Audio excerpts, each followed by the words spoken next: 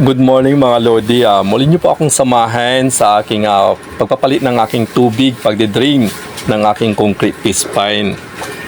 Ito po mga Lodi, at dinidrain ko po siya. Ayan po. After po niya na sinasama ko din po ang aking DY filter drum. Actual ko po itong binababa para linisin. Actual ko po itong iniis-is. Ginagamitan ko po ng panlinis sa kaldero. Yung steel wool para malinis po talaga. At mawala po yung kunting amoy. Para fresh na fresh po ang paghinga ng ating mga alagang hito. Ayun na po at ikakabit ko na po mga Lodi. Ayan. At binababaan ko din po ito mga Lodi yung aking drainage para maklear po yung tubig para mabilis pong madrain. Ayan po mga Lodi, makita nyo po yung aking mga isda.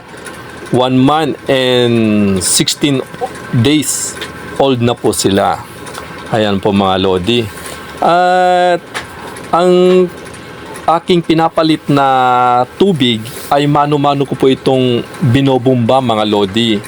Ginagamitan ko po ito ng submersible pump para magbomba pa ako sa may drum at yung magbabato ng tubig na aking nabombahan sa may drum ay ibabato po ng submersible pump sa may concrete piece pine. Siya po ang maglilipat. Ayan po mga Lodi.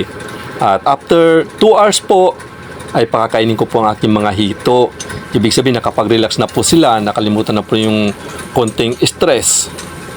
At ang hinanda ko po na kanilang kakainin ay ang may 3 bebe. Ang duck, yun ang hinanda ko pong meal nila. Nilaga ko po ito. Ayan po, fresh na fresh po mga Lodi.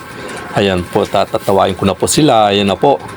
At ayan na po, nagsilapit na po sila. Ayan na po. Ayan, press na press yung kanilang breakfast. Ayan mga Lodi. Ayan, maraming salamat po mga Lodi sa inyong pakikinig. Love you all. Chup chup mama, bye bye.